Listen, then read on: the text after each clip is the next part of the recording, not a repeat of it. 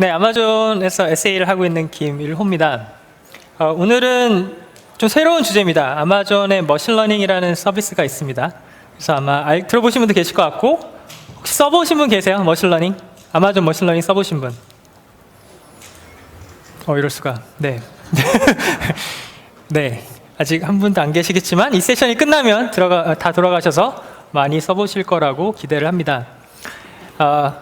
머신러닝은 사실 어떤 특정 활용처가 정해져 있지 않을 거예요. 어떤 방법론이고요. 그 다음에 그걸 활용하는 거는 사실 아이디어에 달려있죠. 우리가 머신러닝을 어디에 활용하겠다라고 정하는 거에 따라서 그 활용처는 사실 굉장히 광범위하게 넓을 거라고 생각이 듭니다. 근데 오늘 게임 트랙이기 때문에 게임에 맞춰서 조금 한번 생각을 해봤어요. 머신러닝을 게임 쪽에서 어떻게 응용을 하고 활용을 해볼 수 있을까라고 해서 간단한 데모를 포함해서 좀 40분이라는 짧은 시간이지만 한번 설명을 드려보겠습니다. 머신러닝에서 조금 소개를 잠깐 드릴 거고요. 그 다음에 어떤 예제를 활용하는 거에 대해서 한번 생각을 해보겠습니다. 이것도 어떻게 보면 아이디어예요. 그래서 일단 머신러닝을 들으실 때 생각하셔야 될 거는 이게 A를 그냥 A라고 쓰면 되는구나가 아니라 A를 이렇게 사용하는구나. 그러면 내가 어떠한 데이터를 가지고 머신러닝을 사용하면 잘 쓸 수 있을까라는 거를 여기 계신 분들이 여러 가지 비즈니스 목적에 맞춰서 고민해 보시면 좋을 것 같습니다.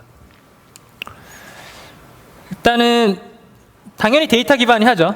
데이터가 필요합니다. 머신러닝이 아무리 좋은 알고리즘을 가지고 있고 아무리 성능이 좋은 플랫폼이 있다고 해도 데이터가 없으면 할 수 있는 게 아무것도 없어요. 왜냐하면 본인이 공부를 해야 되고 학습을 해야 되기 때문에, 그래야 결과를 낼 수 있기 때문에 굉장히 중요한 건 데이터예요. 그래서 보통 이제 기존에 보면은 여기 레트로스펙티브라고 되어 있는데, 그냥 기존에 있는 데이터, 이전에 히스토리컬한 데이터를 가지고서는 분석도로 보고를 하겠죠. 그래서 기존에 3개월치 데이터 중에서 통계를 내가지고 그걸 가지고 예상을 해본다던가 사용을 하게 됩니다. 데이터 분석할 때. 거기에 이제 밑에 있는 저런 서비스들을 당연히 사용할 수가 있을 거고요. 또 한 가지 최근에 좀 화두가 되는 거는, 그럼 좀 실시간 분석 같은 건 안 될까? 그래서 기존에 어떤 배치 방식의 처리가 아니라 약간 흔히 리얼타임에 대해서 분석을 해보고 싶다라고 이런 요건이 있겠죠. 그러면 당연히 그런 것도 아마존 웹 서비스에 키네시스라든가 람다라는 그런 리얼타임 데이터를 수집을 하고 리얼타임으로 데이터를 분석할 수 있는 서비스를 활용해서 가장 최근의 데이터를 가지고서 뭔가 분석을 해보는 방법이 또 있을 거예요. 근데 중요한 거는 뭔가 생각을 좀 바꿔보는 거죠.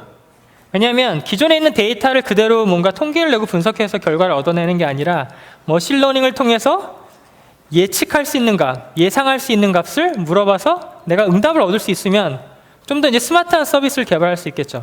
그러니까 여기 나오는 것처럼 prediction, 그러니까 예측에 대한 값을 나한테 알려줬으면 좋겠다라는 아이디어가 머신러닝을 사용하는 그런 키가 되는 아이디어입니다. 그러니까 기존에 있는 데이터가 그냥 100번 발생했으니까 101번 발생할 것이다가 아니라 여러 가지 데이터의 관계성을 분석하다 보니 아마 이러한 데이터가 들어왔을 때는 해당하는 yes가 누가 됐든 어떤 특정한 수치가 됐든 이런 값을 가질 거야 라고서는 머신러닝이 자기가 자기 알고리즘으로 분석을 해서 해당하는 프리딕션, 예측에 대한 값을 전달을 해주는 게 하나의 아이디어입니다. 그러니까 좀 더 스마트한 서비스나 어플리케이션이나 게임을 개발할 수 있는 아이디어를 머신러닝을 통해서 얻을 수가 있겠죠. 그래서 기존의 데이터를 보고 단순히 그냥 소트를 하고 카운트를 하는 게 아니라 머신러닝이 해당하는 여러 가지 알고리즘을 이용을 해서 아마 이 값이 가장 근접한 값일 거야. 아마 이 사용자는 이대로 행동을 할 거야. 아마 이 가격은 얼마일 거야 라는 거를 예측을 해주게 됩니다. 그 다음에 그 예측을 할 때 관계성까지도 머신러닝을 통해서 알아낼 수가 있어요. 그래서 아이디어는 데이터를 가지고 머신러닝을 통해서 나오는 결과에 대해서 우리가 굉장히 스마트한 서비스, 스마트한 어플리케이션, 스마트한 게임을 만들어 보자라는 게 그 아이디어입니다. 그래서 기존의 데이터와 머신러닝을 통해서 게임에 이걸 좀 응용해 볼 수 있지 않을까라는 아이디어에서 시작을 한 거고요. 예제를 한번 생각해 보죠. 그러면 우리가 아이템 얘기를 이제 예를 들어서 얘기를 많이 할 거예요. 게임에서 아이템. 그럼 이 사용자가 정말 이 아이템을 구매를 하는데 그냥 급해서 사는 걸까? 아니면 정말 매력을 느끼는 걸까? 그럼 A라는 사용자가 구매하는 것과 B라는 사용자가 구매하는 건데 이 사람이 관계에 있는 동기는 뭘까? 연관성에 대해서 찾기가 상당히 어렵거든요. 근데 머신러닝을 통해서 그 연관성에 대한 힌트를 얻을 수가 있어요. 그 다음에 그냥 기존에 아이템을 많이 샀으니까 사겠지 라고 생각할 수도 있겠지만 이 사용자는 다른 어떤 트리거에 의해서, 다른 요건에 의해서 아이템을 구매할 수도 있는 거잖아요. 근데 그 연관성을 사실 찾아내기가 쉽지 않죠. 그 다음에 과연 이 사용자는 그냥 기존의 구매 이력, 그 다음에 그냥 이 사용자 어떤 관심 분야, 몇 가지에 대해 그런 것을 기반으로 해서 구매를 할까? 아니면 전혀 다른 생각을 해볼 수도 있겠죠. 그래서 전혀 다른 조건에 어떤 특정한 전혀 구매랑 관계없을 것 같은 다른 데이터랑 머신러닝을 통해서 이 사람이 구매를 할지 안 할지에 대해서 우리가 예측을 할 수 있으면 보는 시야가 달라지겠죠. 마케팅 입장에서도 투자해야 될 목표가 달라질 수도 있는 거고요. 그 다음에 해당하는 사용자가 매력을 느끼는 포인트가 다른 거기 때문에 거기에 대해서 우리가 뭔가 타겟팅을 하게 되면 그 사용자는 좀 더 많은 아이템을 구매할 가능성이 높은 거고요. 그렇게 되면 당연히 비즈니스에 도움이 많이 될 수가 있겠죠. 그래서 그런 연계성을 찾아보는 게 어떤 키라고 생각을 하시면 됩니다. 그래서 이거는 제가 생각해 본 아이디어예요. 프로드 디텍션이라고 되어 있는데 이게 정상적인 트랜잭션인가? 그럼 기존의 트랜잭션, 문제가 있었던 트랜잭션하고 비교를 해서 yes, no가 나오는 게 아니라 머신러닝을 통해서 학습을 시켜요. 얘는 정상적인 트랜잭션이었고 얘는 아니었고 이런 데이터를 쭉 연결을 해서 머신러닝한테 학습을 시켜놓게 되면 머신러닝한테 물어봤을 때 아, 이 트랜잭션 이상한 것 같아 라고 얘가 프리딕션을 예측을 해서 알려줄 수가 있거든요. 프로드 디텍션도 할 수 있을 거고요. 그리고 의심되는 패턴을 DB에다 물어보는 게 아니라 머신러닝한테 물어봐서 답을 얻을 수 있을 거고요. 그 다음에 이제 개인화라고 하죠. 추천 서비스라고 하는데 이거는 사실 이커머스랑 크게 다르지 않죠. 뭐 아마존닷컴에 로그인해 보시면 아마 아마존닷컴은 매일매일 다른 제품들을 이렇게 추천을 해줄 거예요. 이제 개인화, 그것도 사실 뒤에서 머신러닝이 돌아가는 거죠.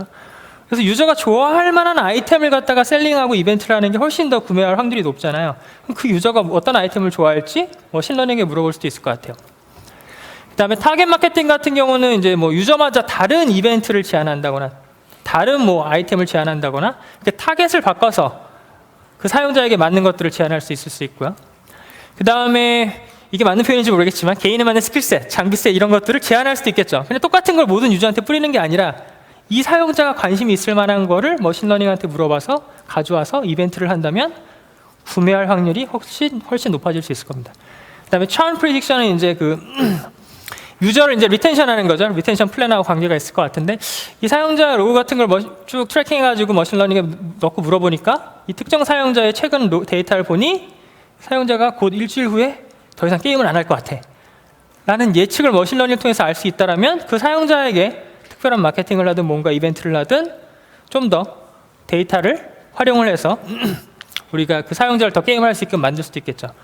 그 다음에 커스터머 서포트 같은 경우는 고객의 이메일이라든가 또는 게시판에 올라오는 글들을 데이터를 넣고 머신러닝을 통해서 특정한 어떤 다른 트렌드가 발생하는지 어떤 이슈가 있을 수 있는지 그런 여지를 미리 캐치할 수 있게끔 찾아볼 수도 있을 것 같아요. 이 외에도 데이터를 많이 여러 가지 데이터를 이용해서 응용을 하면 다양한 기능들을 머신러닝을 통해서 활용을 해볼 수가 있을 것 같습니다. 자, 그래서 예를 들어서 만약 이번 이벤트를 장비 세트로 합시다 라고 간단한 예를 들었어요. 그러면 모든 고객님 저기 말이 이상하죠. 어버이날 감사 이벤트 49.99 이렇게 해서 만약 이벤트를 할 수 있을 거예요. 그럼 전체 고객분들한테 장비 셋에 대해서 그냥 해당하는 금액으로 이벤트를 할 수가 있을 거예요. 그럼 누구한테 이 이벤트를 하는 게 좋을까? 그러면 다 뿌리긴 좀 그런 것 같고 DB한테 물어봅시다. 최근에 한 달 동안 구매한 사용자만 리스트만 뽑아봐요 라고 생각을 할 수 있겠죠. 타겟 유저를 그냥 한 달 내에 구매했던 사람들을 이렇게 뽑을 수 있을 것 같아요. 조금 더 생각을 했어요. 아, 그럼 무기만 산 사람 잘 안 살 것 같은데 뭐 방어구 좋아하는 사람 있지 않을까? 그래서 카테고리를 뭐 아머로 이렇게 바꿨어요. 그러면 이제 좀 더 최근에 뭐 방어구 구입한 사람을 타겟으로 해서 이벤트를 할 수 있겠죠. 그러면 조금 더 이제 내로다운 하는 거고. 그 다음에 조금 더 생각을 해요. 그러면 확실하게 찝어봅시다. 이번에 아머 중에서도 이제 플레이트, 갑옷을 산 사람을 또 쿼리를 해가지고 찾았어요. 2달 동안 산 사람에 대해서 리스트를 뽑아서 타겟 이벤트를 해봅시다 라고 또 생각을 해볼 수 있을 것 같아요. 그러니까 DBA가 계속 쿼리를 가지고 응용을 해가지고 최대한 구매 확률이 높은 사람들을 일단 뽑아내는 거예요. 이것도 사실 뭐 좋은 방법이고 현재 이런 방법을 쓰시는 고객분들도 많이 계실 거라고 생각을 해요. 근데 뭐 그렇게 쓰자니까 이제 쿼리가 한도 없이 늘어날 수도 있겠죠. 그럼 뭐 갑옷 산 사람, 뭐 부츠 산 사람, 뭐 글러브 산 사람, 헬멧 산 사람, 뭐 여러 가지 그런 조건들이 많이 있을 수 있을 거고 그럴수록 이제 복잡한 쿼리를 가지고 히스토릭 데이터에 대해서만 그 정보를 가지고선 내가 뽑아내야 되는 그런 문제가 생길 수 있겠죠. 근데 머신러닝을 활용을 하면 해당하는 그런 여러 가지 히스토리컬 데이터 외에 다른 데이터까지도 조건을 줘서 섞어서 머신러닝한테 학습을 시켜서 꺼내올 수가 있어요. 그래서 뭐 또 생각을 해보죠. 그럼 좀 타겟 뽑아보니까 타겟 유저가 너무 숫자가 없어요. 그러면 뭐 한 달, 2달이 아니라 뭐 3달 고객 뽑아보자. 뭐 이런 식으로 이제 쿼리 가지고 여러 가지 아이디어를 생각할 수 있겠죠. 그럼 DBA 입장에서는 뭐 여러 가지 트라이 해볼 수 있겠지만 기존의 데이터만 가지고 해당하는 타겟 유저를 뽑아보게 될 것 같아요. 자, 그럼 이렇게 하지 말고 여기 써 있는 것처럼 누군가 의미 있는 연관성과 패턴을 찾아 구매 가능성이 가장 높은 유저 리스트를 뽑아주면 정말 좋겠다. 말은 정말 좋죠. 말은 정말 좋아요. 근데 그러면 이렇게 해보겠습니다. 그럼 그게 연관성이 어떻게 있어? 얼마나 있어라는 의구심이 생기겠죠. 그거를 찾아서 뽑아낸다라고 하는 거는 간단한 일도 아닐 것 같아요. 근데 그거를 기존의 그런 알고리즘을 가지고 대신 해줄 수 있는 게 머신러닝이 되는 거죠. 자, 근데 쉽지 않아요. 머신러닝. 뭐 저도 말만 들어도 어려운데. 머신러닝 적용이 쉬운 문제일까? 어렵습니다. 왜냐하면 첫 번째, 전문가가 많지 않아요. 저도 전문가는 아닙니다만 흔히 말하는 뭐 데이터 사이언티스트라고 해서 데이터 분석만 전문으로 하는 사람들이 요즘 되게 글로벌하게 IT에서 각광받고 있죠. 몸값도 되게 높다고 하고. 그래서 그런 머신러닝 전문가가 많지 않고요. 그러니까 데이터 분석만 전문으로 하는 그런 사람도 많지 않고, 그다음에 뭐 빅데이터에서 하드 플랫폼을 만들듯이 머신러닝에 대한 데이터에 대해서는 처리를 하고 알고리즘을 돌리고 그걸 돌아가게끔 만드는 서비스 플랫폼을 만들어야 되는데 생각만 해도 머리가 아프죠. 그래서 그런 서비스를 우리가 다 만들어서 운영한다? 개발한다? 또 쉬운 문제가 아닐 거예요. 그 다음에 플랫폼을 만들었는데 어떠한 데이터를 넣어야 되고 그 데이터에서 어떠한 값을 분석해내야 되고 그걸 어떻게 보여줘야 되고에 대한 여러 가지 문제가 생길 수 있고 거기에 시간과 노력이 많이 들어갈 겁니다. 그래서 아마존 웹서비스에서 생각한 아이디어는 그럼 머신러닝을 좀 쉽게 적용할 수 있는 방법이 없을까? 라는 아이디어에서 아마존 머신러닝이 나오게 된 겁니다. 조금 뭐 특징을 일반적인 특징을 설명드리면 머신러닝이라는 게 굉장히 어렵게 느껴지잖아요. 근데 최대한 쉽게 사용할 수 있게끔 좀 쉬운 인터페이스로 개발이 되어 있어요. 콘솔에서도 당연히 액세스가 가능하고 여기 나와 있는 것처럼 API를 통해서도 데이터 모델링을 하든 값을 꺼내보는 이런 것들을 개발자분들도 바로 직접적으로 쓸 수도 있고요. 그 다음에 또 한 가지가 저희가 뭐 명시하고 있는 내용 중에 하나인데 기존의 아마존닷컴에서 굉장히 오랜 시간 머신러닝을 해서 여러 가지 서비스를 하고 있었겠죠. 그런 서비스를 기반으로 해서 저희가 AWS에서 고객분들에게 제공해드리는 서비스를 만든 게 아마존 머신러닝이에요. 그 다음에 기존의 다른 서비스랑 연결할 수 있어요. S3의 로그 데이터를 굉장히 잘 쌓아놓고 계세요. DB에다 로그 데이터를 잘 쌓아놓고 계세요. 그럼 그게 원천 소스가 돼서 머신러닝을 통해서 바로 데이터를 읽어와가지고 얘가 학습을 해서 활용을 할 수가 있습니다. 그 다음에 제대로 된 데이터 모델링이 끝나게 되면 그걸 바로 디플로이해서 다른 서비스에서 권한만 있으면 API 콜을 통해서 결과값을 바로 받아볼 수가 있어요. 그래서 이렇게 쉽게 사용할 수 있는 부분들이 있고 그 다음에 당연히 SK도 지원을 하죠. 그래서 아마존 웹서비스에서 제공해드린 여러 가지 SK를 통해서 다양한 언어를 통해서 머신러닝을 직접 생성하고 데이터 모델링을 바꾸고 값을 넣어서 응답을 받고 하는 것들을 개발을 해서 구현하실 수도 있고요. 또 모바일 SK를 통해서도 머신러닝 접근이 가능해요. 그러면은 뒤에서 좀 자세히 설명드리겠지만 특정한 머신러닝을 통해서 뭔가 좋은 모델을 하나 만들어놨어요. 얘한테 데이터를 넘기면 얘는 자기가 알고 있는 최대한의 방법을 통해서 좋은 프리딕션을 줘요. 그러면 이런 SK를 통해서 어떻게 할 수 있을까요? 걔한테 직접 내가 지금 현재 수집된 값을 넘겨주면 아마존 머신러닝이 거기에 대해서 응답을 줄 수가 있겠죠. 그러니까 뭔가 실시간으로 머신러닝을 통해서 응답받은 값을 통해서 게임에 활용하든 이벤트에 활용하든 다른 목적으로 바로 활용을 할 수가 있게 됩니다. 그래서 이건 다른 아마존 웹서비스의 여러 가지 그 매니지드 서비스를 사용하는 방식과 크게 다르지 않죠. 어쨌든 중요한 부분은 쉽게 사용할 수 있도록 디자인이 되어 있고 사용할 수 있는, 접근할 수 있는 방법이 여러 가지가 존재를 합니다. 그 다음에 제가 쉽게 사용할 수 있도록 말씀을 드렸는데 사실 뭐 데이터를 분석하고 머신러닝에 대한 여러 가지 알고리즘은 굉장히 많다고 해요. 그래서 그걸 연구하시는 분들은 그걸 뭐 소스 레벨에서 코드 레벨에서 다 컴파일해서 쓴다거나 이런 여러 가지 커스터마이징이 들어가는데 일반 사용자들이 그걸 다 하기는 좀 어렵죠. 그래서 아마존 머신러닝은 그런 것들이 다 안에 쉽게 말해서 이렇게 정해져 있고 숨어 있어요. 그래서 저희의 경험을 바탕으로 해서 가장 잘 사용될 수 있는 알고리즘과 가장 많이 사용되는 방식에 대해서 머신러닝을 통해서 사용할 수 있도록 정해져 있습니다. 그러니까 데이터를 넣고 내가 특정 알고리즘을 막 선택하고 고르고 그거에서 옵션을 주는 게 아니라 선택을 하시게 되면 거기에 맞게끔 몇 가지 패턴으로 분석을 해서 바로 답을 드리게 되어 있습니다. 그 다음에 뒤에 나오겠지만 배치로 프로세싱 할 수도 있고요. 그 다음에 리얼타임으로 실시간 예측도 두 가지 방식을 다 지원을 합니다. 그 다음에 앞에 설명드린 것처럼 S3의 데이터가 들어가 있거나 레드시프트의 데이터가 들어가 있으면 보통 거기에 로그를 많이 쌓죠. 그럼 그걸 갖다가 데이터 소스를 지정을 해서 머신러닝이 데이터를 학습을 할 수가 있어요. 그러니까 기존의 데이터를 모아놨거나 다른 쪽에 데이터가 있으면 S3에다가 쉽게 말해서 데이터를 잘 쌓아두시, 연결을 해주시면 그걸 읽어서 모델링이 가능하게 됩니다. 그 다음에 아마존 웹 서비스는 보안 입장에서 굉장히 좋은 기능이 있죠. IAM이라는 기능이 있습니다. 그 얘기는 뭐냐면 내가 머신러닝을 만약 사용하는 유저라면 데이터 모델링이든 소스든 이런 거에 대해서는 액세스 권한이 없고 순수하게 그냥 데이터 요청을 해서 쿼리에 대한 응답만 받을 수 있는 권한만 주어지는 게 맞겠죠. 사용자 입장에서는. 그래서 그거에 대한 권한에 대한 부분들을 IAM을 통해서 권한을 컨트롤을 하실 수도 있어요. 그 다음에 배포 같은 경우도 클릭으로 해가지고 그냥 엔드포인트를 직접 만들어내서 배포를 한다거나 하는 것도 가능하고요. 그 다음에 클라우드워치 모니터링을 통해서 머신러닝에 대한 몇 가지 매트릭스를 볼 수가 있습니다. 일단 뒤에 이제 데모를 보시면 아마 좀 더 이해가 되실 텐데요. 일단은 처음 보시는 분이 많기 때문에 일단 이론적으로 스크린 캡처하고 해서 설명을 드리겠습니다. 세 가지 단계가 있어요. 빌드 모델이라서 모델링을 해야 되죠. 머신러닝 학습을 해서 모델링을 해야 되잖아요. 자기가 뭔가 가지고 있어야 돼요. 분석을 해서. 그러면 처음에 이제 데이터 소스를 정해서 모델링을 하게 되고요. 그 다음에 그 데이터를 읽어서 보는 거죠. 그러면 그 안에 데이터가 어떻게 들어가 있는지 이제 스키마를 자동으로 매핑을 해줘요. 머신러닝이. 그 다음에 지정을 하게 되면 모델링을 진행하게 됩니다. 그래서 대충 스크린샷을 보면 이제 나중에 콘솔을 들어가셔서 한번 확인해 보시면 좋을 것 같아요. 내가 데이터가 어디 있는지 지정을 하고요. 그 다음에 읽어온 데이터가 어떠한 컬럼 값에 무슨 네임으로 어떤 값이 들어와 있는지 얘가 쫙 분석을 해냅니다. 그러니까 이걸 내가 일일이 스키마 같은 걸 매핑해서 줄 필요도 없어요. 왜냐하면 일단은 머신러닝이 알아서 매핑을 해줍니다. 그 다음에 경우에 따라서는 그 해당하는 그 여기 데이터 타입이라고 되어 있는 거에서 이 타입도 원하시면 변경이 가능해요. 왜냐하면 자동으로 읽어왔지만 내가 그걸 다르게 변경할 필요도 있거든요.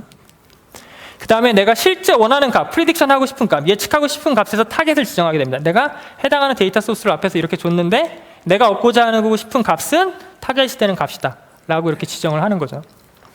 그런 다음에 이제 진행을 하시게 되면 데이터 소스를 지정을 해서 데이터 모델링으로 넘어갈 수가 있습니다. 그 다음에 경우에 따라서는 SQL 통해서 이러한 과정을 콘솔이 아니라 코드 레벨에서 진행을 할 수도 있어요. 그래서 데이터가 계속 업데이트되고 변경되고 새로운 모델을 만들고 새로운 소스를 지정한다라고 하면 코드를 통해서도 개발을 할 수가 있죠. 그 다음에 스키마가 확인됐으니까 데이터가 소스가 정해졌어요. 그러면 어떻게 돼요? 그걸 읽어와서 이제 모델링을 해야 되잖아요. 그럼 모델링을 진행을 하게 되면 뒤에 이제 해당하는 그 몇 가지 방식에 의해서 데이터 모델링을 하게 됩니다. 이걸 일단 스키마 확인에 대한 부분인데요. 이건 이제 결국에 읽어왔을 때 데이터가 앞에서 보신 것처럼 바이너리, 그 다음에 카테고리, 누메릭, 텍스트라고 해서 몇 가지 형식으로 지정이 되고요. 그 다음에 내가 읽은 값이 어떤 값이 얼마만큼 정해져 있고 분포가 되어 있는지 알 수가 있어요. 그 다음에 뒤에 데모에서 좀 설명을 드리겠습니다만 그거에 대한 그 뭐 관계성이라든가 그 다음에 가장 많은 값, 그 다음에 뭐 적은 값, 그 다음에 값의 분포, 로그 데이터를 갖다가 분석을 해서 이런 것들을 보여드리게 되어 있습니다. 그 다음에 뭐 여기서 잡이라고 되는데 뭐 이 해당하는 값에 대해서 분석해서 어떠한 값이 몇 번씩 존재하는지 이런 것들도 그래프로 보여줘요. 그래서 나중에는 데이터 모델링을 통해서 값을 얻어냈을 때 어떤 값이 얼마큼 존재했고 그 관계성을 통해서 앞에서 말씀드렸던 도대체 무슨 관계가 있길래 이 프리딕션, 이 예측값이 이렇게 나왔을까에 대한 결과를 찾아내실 수가 있으세요. 그 다음에 이제 뭐 들어온 데이터에 대해서 몇 가지 샘플 값을 지정하면 그 로우에 대한 데이터를 보여주기도 합니다. 그 다음에 범위를 지정하게 되면 그 범위에 대해서 해당하는 값이 어떤 레인지에 얼마큼 분포하는지도 알 수가 있어요. 조금 뭐 저도 수학을 좋아하진 않습니다만 좀 수학에 대한 내용 그림이 많이 있죠. 통계에 대한 부분도 연관이 있을 거고 뭐 평균, 뭐 분포 이런 게 관련이 있습니다. 그 다음에 이제 그런 데이터가 소스가 정해지고 읽어왔으니까 이제 모델링을 시작하게 되는데 좋은 거는 저희가 세 가지를 지원을 해요. 바이너리 클래시피케이션을 지원하고 그 다음에 멀티 클래스 클래시피케이션, 그 다음에 리그레션이라고 해서 세 가지 가장 많이 쓰는 타입을 지원을 합니다. 그런 건 뭐냐면 바이너리 yes, no에 대한 머신러닝에 대한 프리딕션이고요. 그 다음에 멀티 클래스는 종류예요. 뭐 내가 사과를 살지 뭐 바나나를 살지 어떤 걸 살지 예측을 해줘요. 그래서 여기 계신 두 분에 대해서 데이터가 다르게 들어오잖아요. 그럼 이분이 사과를 살지 바나나를 살지 이런 것들을 머신러닝이 학습을 하고 있으면 그거에 대해서 얘가 이 사람은 이걸 살 확률이 높아 라고서는 응답을 줄 수 있는 거죠. 그런 식으로 이제 모델링을 하게 되는데 여기서 이제 리그레션으로 되어 있네요. 이 타입으로 자동으로 지정이 되어 있어요. 해당하는 그 타겟을 하는 값에 따라서. 그래서 이 중간에 여러 가지 것들에 대해서 별로 특별히 고민을 안 하시고 해당하는 모델링을 바로 진행을 할 수가 있습니다. 그다음에 인풋 데이터 확인하고 어떤 모델링으로 할지 이런 것도 이제 콘솔에서 확인을 하고요. 레시피라고 했는데 이건 약간 좀 고급 기능이에요. 왜냐하면 들어오는 데이터에 대해서 내가 약간 커스터마이징을 하는 거예요. 뭐 묶을 수도 있고, 그다음에 내가 웨이트를 줄 수도 있고 이런 식으로 약간 변경이 필요할 때 할 수가 있습니다. 그다음에 그러한 것도 SQL 통해서 진행을 할 수가 있어요. 그다음에 모델링이 되면 그 모델링에 대해서 이제 이밸류에이션을 해봐야 되잖아요. 그래서 자동적으로 일단 머신러닝은 만약 1000개의 데이터가 들어오면 그걸 70%, 30%를 쪼개서 70%로 모델링을 하고요. 30% 가지고서는 모델링에 대해서 이밸류에이션 평가를 해요. 그래서 값이 어떻게 돌아가는지를 그 사용자한테 알려주게 됩니다. 그 얘기는 뭐냐면 모델링이 만약에 여러 가지 조건에서 달라질 수 있잖아요. 그러면 그 모델링을 다시 새로운 조건으로 새로운 모델을 만들어서 쓰실 수도 있습니다. 내용이 점점 더 어려워지죠. 그래프도 나오고. 그래서 이제 결과에 대해서 이제 얘가 결과에 대해서 이제 알려주게 되는데 모델링 결과, 이 모델링이 어느 정도 정확도가 있을 것 같다. 그 다음에 값이 분포가 어떻게 되어 있다라는 것들을 결과 그래프나 숫자를 통해서 알려주게 됩니다. 그래서 이건 제가 데모할 때 이따 좀 더 디테일하게 설명을 드릴게요. 그러한 값이 어떤 분포로 존재를 하는지, 그 다음에 만약 리그레션으로 했다라고 하면 서로 간의 값들 간의 관계도에 대해서도 이런 식으로 평가를 해줘요. 그래서 처음에는 아마 좀 익숙하지 않으시겠지만 저희 문서에 보면은 이 값을 어떻게 읽어야 되는지에 대한 정보들이 있거든요. 그런 걸 보시면서 실제 모델링을 하시면서 데이터의 연관성 같은 걸 보시게 되면 도움이 많이 될 수가 있습니다. 그 다음에 얼마만큼 신뢰할 수 있는 어느 정도의 정확도를 가진 모델링인지도 얘가 평가를 해서 알려줘요.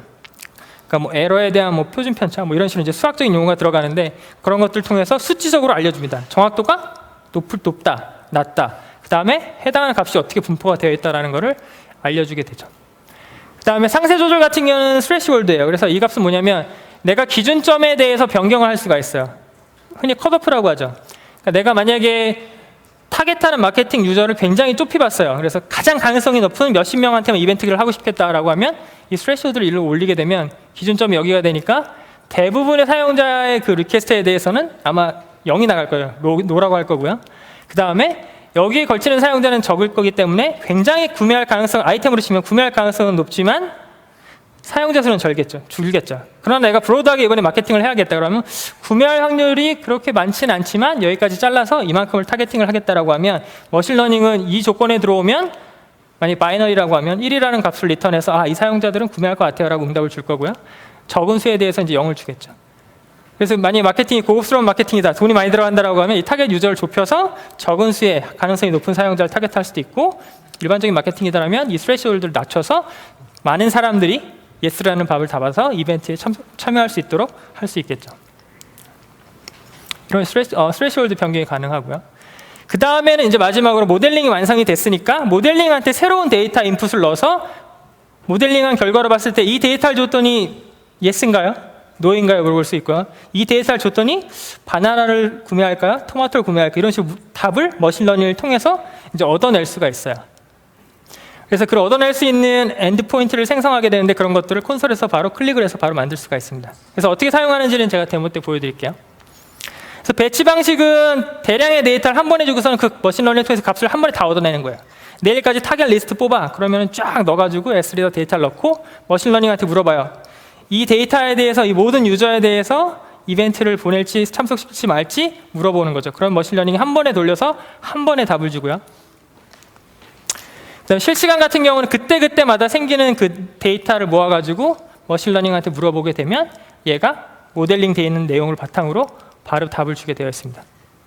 그래서 여기서 이제 만약에 SQL 통해서 이런 식으로 쿼리를 하게 되면 해당하는 값이 들어오게 되면 얘는 바로 프리디션 값을 리턴하게 되어 있어요. 그러니까 이건 실시간으로 계속 머신러닝 되어 있는 모델링한 모델한테 값을 계속 물어보면서 실시간으로 내가 답을 얻을 수가 있겠죠.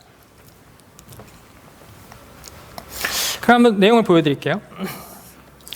만약에 어떤 사용자한테 이제 이벤트를 하려고 해요. 앞에 뭐 제가 뭐 갑옷 뭐 이벤트를 한다고 말씀드렸는데 그러면은 어떠한 요소가 결제에 어떤 영향을 줄까요? 과연 이 사람이 구매를 할까요, 안 할까요? 이제 고민이 되실 거예요.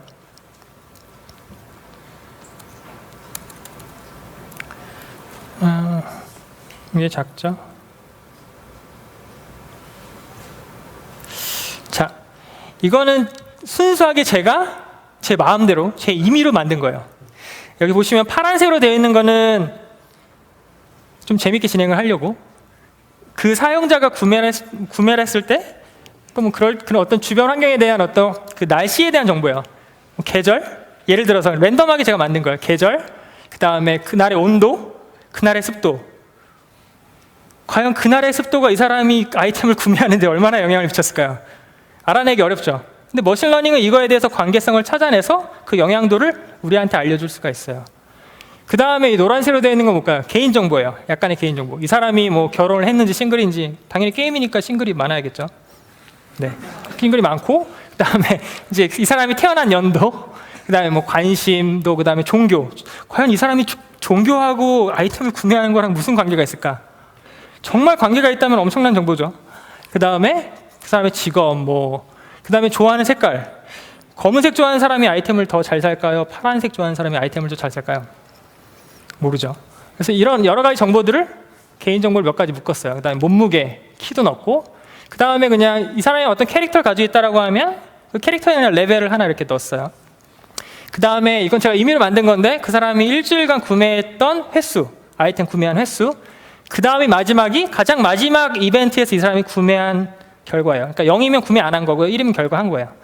그럼 이 사용자에 대해서 그날의 뭐 날씨 정보, 그 사람의 어떤 개인 정보, 그 다음에 구매 이력 같은 거를 하나의 데이터로 묶어서 머신러닝한테 물어볼 거예요. 그럼 여기 있는 데이터를 엑셀에서 만약에 그 머신러닝은 지금 CSV 파일만 지원을 하고 있거든요. 그래서 제가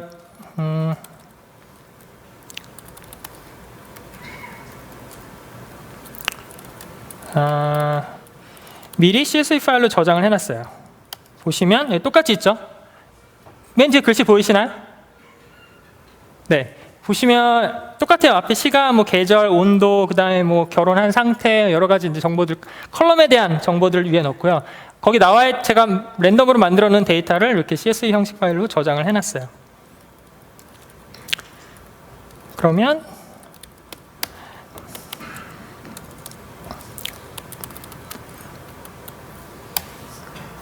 콘솔에 가서 머신러닝을 한번 로그인해서 보죠. 어떻게 되어 있는지.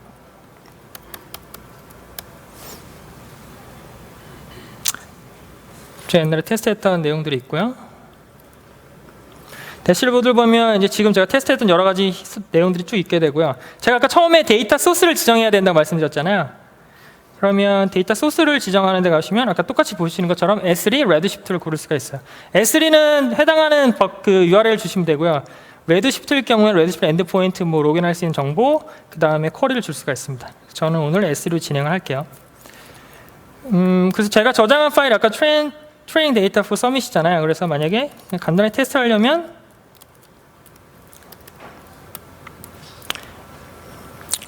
카피해서 넣을게요. 그리고 저는 S3 버켓에 아마존 머신, 제 이름이 1호고요. 1호-AML, input 이렇게 해서 카피를 할게요. 그럼 지금 제가 샘플로 만든 CSV 파일을 그냥 S3에 일단 올리는 거예요. S3 소스를 지정을 해야 되니까. 그럼 올라갔죠? 그럼 여기 가서 하고 다른 데이터들이 많이 있어요. 그럼 트레이닝, 자, 그럼 업로드한 파일 지정을 합니다. 그 다음에 제가 많이 테스트를 해서 5번째라고 하죠. 베리파이를 하면 아마존 머신러닝이 지정된 소스를 읽어와요. 그런 다음에 얘가 일단 포맷에 문제가 없는지 검증을 합니다. 만약에 뭔가 데이터가 잘못됐거나 문제가 있으면 여기서 에러가 나요. 근데 문제가 없으니까 녹색으로 뜨고요. 그 다음에 데이터 지정을 해서 읽어왔죠. 그런 다음에 얘가 어떻게 해요? 자동으로 스키마 분석을 해요.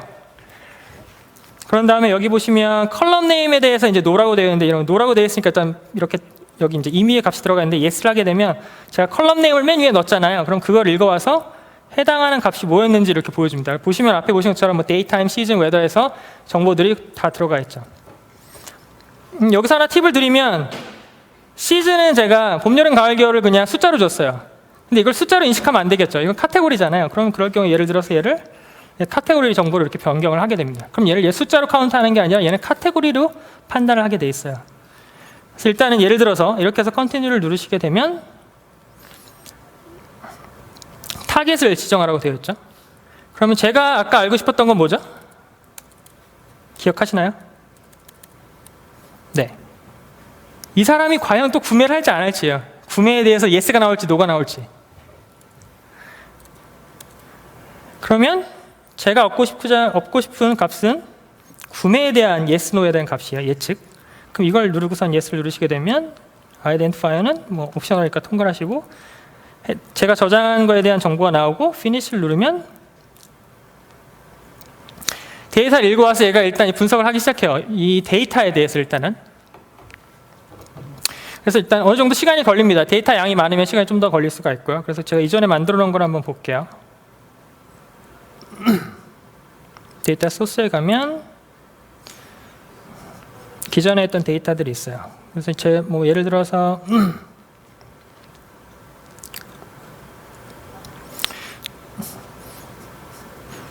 서밋 데모로 만들어 놓은 거는 똑같은 소스를 다 가지고 있어요. 이제 분석을 하게 되면 제가 아까 그 스크린 캡처에서 보신 것처럼 이 데이터 소스에 대해서 정보가 나오죠. 그래서 뭐 타겟이면 내 타겟으로 하는 값이 몇 개 yes, no로 되어 있는지, 그 다음에 내가 바이너리라고 하면 바이너리로 지정된 건 뭔지, 그 다음에 카테고리면 카테고리는 뭔지, 뉴메릭은 뉴메릭이 뭔지 이렇게 타입에 대해서 지정이 되어 있어요.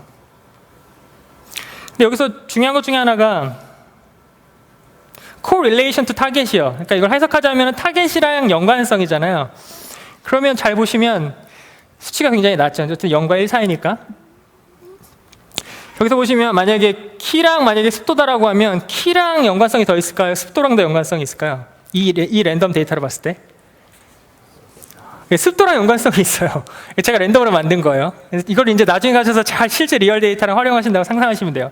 그럼 이 사용자는 키랑 관계돼서 구입할 가능성보다는 사실 습도의 영향을 더 많이 받는 거예요. 그러니까 이런 식으로 코릴레이션을 보게 되면 이 사람이 구매하는 거과 제가 넘겨준 계절이나 온도나 개인정보에 대한 거하고 얼마만큼의 관계성이 있는지를 알 수가 있는 거죠. 그러면 우리가 뭔가 다음번에 타겟팅을 할 때, 이벤트를 할 때 어디 값에 집중을 해야 되는지 사용자가 생각보다 전혀 다른 어떤 특정한 항목 값에 더 큰 연관성을 갖고 구매를 하는구나라는 것을 예측해 볼 수 있는 거죠. 그래서 이런 식으로 모델링, 이런 식으로 데이터 소스를 가지고 어느 정도 연관성이 있는지, 그 다음에 만약에 뭐 레벨이다 그러면 이렇게 그래프를 보시게 되면 값이 어떻게 분포되어 있는지 이런 것들을 실제 눈으로 확인해 보실 수가 있습니다. 그 다음에 데이터 소스를 가서 아직 인 프로그레스죠. 시간이 없으니 조금 진행을 해볼게요. 데이터 소스를 선택하시고요. 그 다음에 이제 모델링을 진행하시게 되면 create ML 모델 이렇게 하면 제가 아까 바이너리를 타겟하는 거 바이너리를 선택했잖아요. 그럼 바이너리라고 얘가 그냥 모델 타입을 딱 알아서 찾아주고요. 그래서 리뷰를 누르시고 넘어가시게 되면 얘가 모델링을 진행을 하게 됩니다. 그럼 이제 열심히 돌아요. 해당하는 데이터를 통해서. 근데 그것도 시간이 걸려요. 그러면 제가 이제 모델링이 끝났다라고 했을 때 모델링 내용을 보여드릴게요.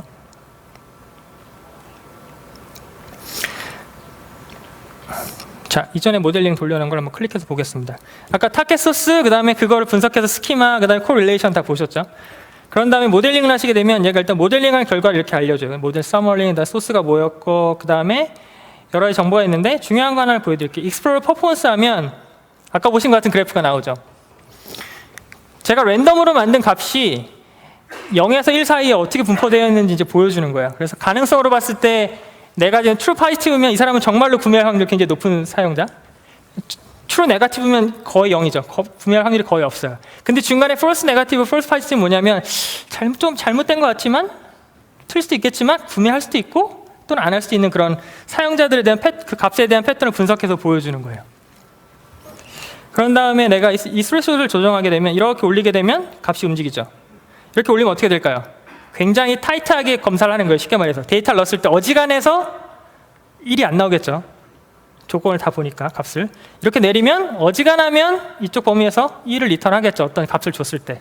그런 식으로 스레시홀드를 조정을 해서 내가 어디서 컷오프를 할지를 잘라낼 수가 있게 됩니다. 그래서 이건 이 타겟팅을 할 때 그 범위에 대한 거라고 보시면 되고요.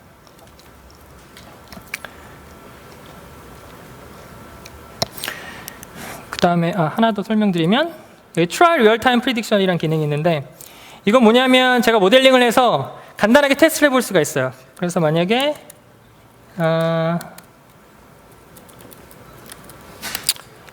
이 값을 넣어볼까요? 이 값을 실제 페이스 레코드 해가지고 값을 넣고 앞에 라인 넘버는 지우고요. 서밋을 하면 얘가 샘플로 이 데이터를 바로 넣어줘요. 그런 다음에 준비를 하죠. 프리딕션 하기 위해서.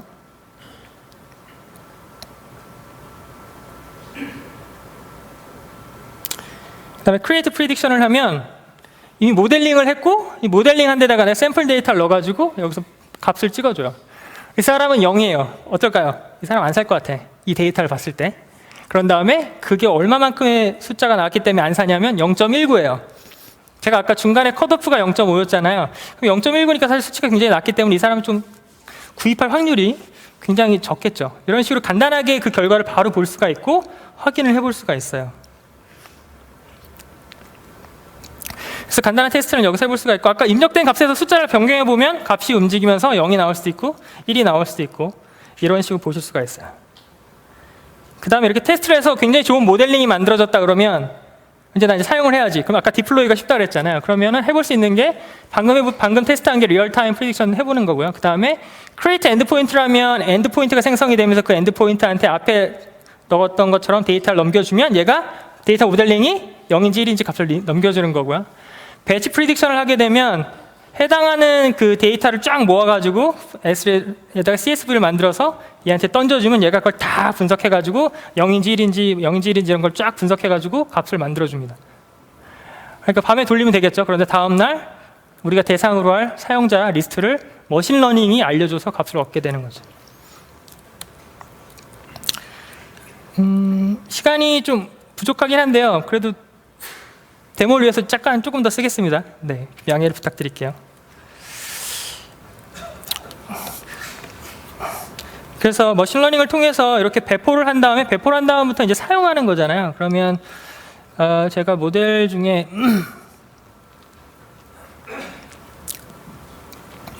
두 번째 모델에 대해서는 이미 엔드포인트를 생성해 놨습니다.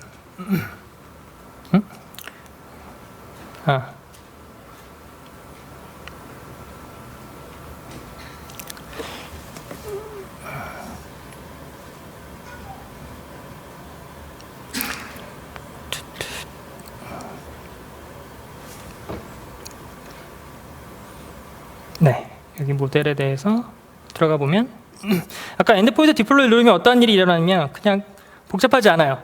얘가 돌아서 이쪽 엔드포인트에다가 리퀘스트를 보내라고선 엔드포인트 URL을 알려주거든요. 그럼 제가 이 머신러닝 되어 이 모델링에다가 데이터를 넘겨볼게요. 일단은 테스트에서 사용할 거는 제가 미리 커맨드 라인을 통해서 만들어놨는데요. 너무 작아서 안 보이시죠? 그러면 카피해서 여기 보이시죠? AWS CLI가 머신러닝을 지원해요. 여기서도 모델링도 만들 수 있고 데이터 소스 지정 가능하고 리얼타임 쿼리도 가능해요. 이게 뭐냐면 AWS 머신러닝 사용할 건데 프리딕트해라, 예측해달라. 그 다음에 모델링 아이디는 요거다. 그 다음에 내가 데이터를 넘겨줘야 되잖아요. 그래서 앞에 넣었던 뭐 데이타임, 뭐 시즌, 뭐 풍속, 그 다음에 뭐 싱글, 뭐 벌스데이 이런 것들을 쭉 넣는 거죠. 그런 다음에 방금 생성한 엔드포인트를 이렇게 지정을 하면 특별한 문제가 없다면 결과를 이렇게 바로 알려주게 돼요. 그건 뭐냐면 내가 모델링을 잘 해놓은 다음에 계속적으로 발생하는 새로운 데이터를 어떻게 하면 될까요? 여기다 실어가지고 머신러닝 모델한테 물어보게 되면 얘는 그때그때 그 모델링이 나오는 최적에 대한 프리딕션 값을 가지고선 계속 리턴을 해주게 되는 거죠. 그래서 이거를 뭐 실시간으로 사용할 수 있는 여러 가지 환경에서 사용할 수 있을 것 같아요. 이 데이터를 가져와서 실시간 게임에 반영할 수도 있는 거고 뭐 다른 마케팅 활용할 수도 있는 거고 그 가능성은 굉장히 많겠죠. 그 다음에 또 한 가지 이제 배치 프리딕션 같은 경우는 제가 하나 만들어 놓은 게 있는데 이런 식으로 만약에 새로운 로그 데이터를 이렇게 생성을 했어요. 그러면 이 로그 데이터를 아까 S3에다 올린 다음에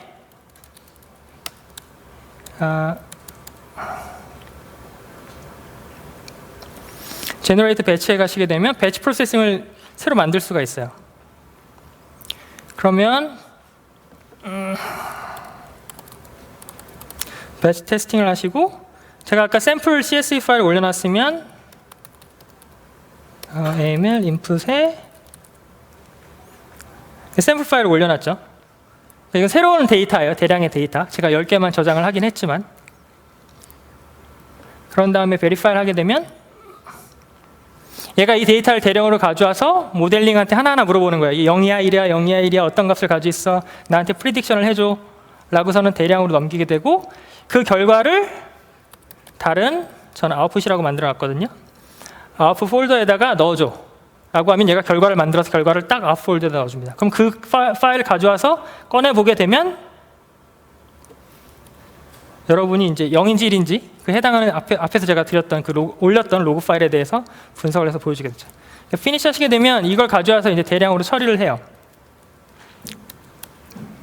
처리를 해서 그 결과가 아까 제가 지정한 곳에 들어가죠. 그래서 보시면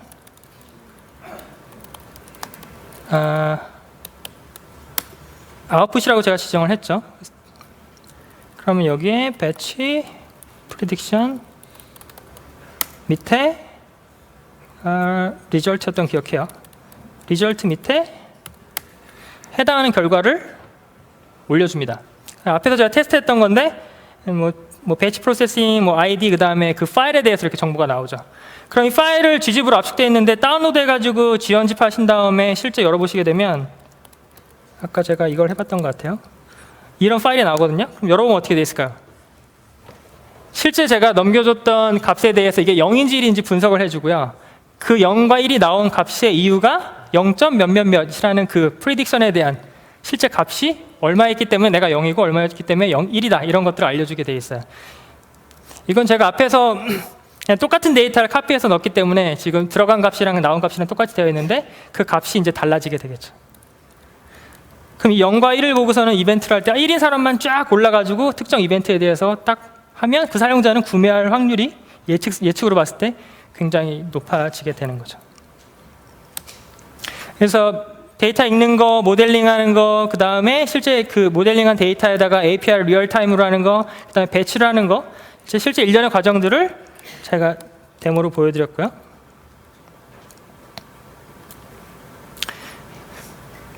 그럼 과연 이제 머신러닝을 어떻게 활용하고 그 짧은 시간 내에 제가 데모를 보여드렸습니다만 어떠한 데이터를 가지고선 그 모델링을 해가지고 결과를 뽑아내는데 짧은 시간으로 그 머신러닝이 계속 이렇게 답을 줄 수 있는 걸 보실 수가 있겠죠. 자, 그러면 AWS니까 아키텍처 입장에서 좀 보죠. 시간이 많이 안 남아서 빠르게 진행을 할게요. 그러나 이제 이해가 다 가실 거예요. 왜냐하면 데모를 보셨기 때문에. S3의 데이터가 있잖아요. 데이터 많아요. 복잡해요. 그러면 머신러닝용으로 EMR 돌려서 클린징을 합니다. 필터링을 하고 다시 S3에다 쫙 머신러닝으로 넣어놔요. 머신러닝이 그 데이터 읽어와서 분석하고 그 아웃풋을 S3에 넣으면 당연히 꺼내서 쓸 수가 있겠죠.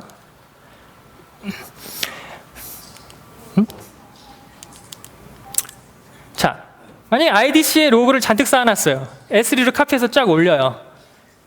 그러면 그 CSV 파일을 다시 머신러닝 읽어와서 S3에 떨구면 그걸 가지고 대시보드든 게임이든 또 활용이 가능할 거예요. 자, 게임이 있어요. 게임에서 데이터를 읽어서 써야 되는데 머신러닝을 통해서 S3를 통해서 레드시프트랑 S3 둘 다 액세스가 가능하죠. 그 다음에 그 결과를 당연히 S3에 떨굴 수도 있고요. 그러면 여기서 분석된 내용을 게임에서 레드시프트에서 읽어오든 S3에서 읽어오든 클라이언트가 꼭 클라이언트 게임이든 아니든 그 값을 읽어와서 결과를 활용하실 수가 있고요. 그 다음에 실시간 쿼리가 되잖아요. 그러면 내가 동적으로 돌아가는 게임이든 다른 서비스 어플리케이션에서 그때 생성되는 로그를 머신러닝한테 계속 물어봐요. 그럼 얘가 계속 응답을 주겠죠. API 쿼리로, 한 줄로.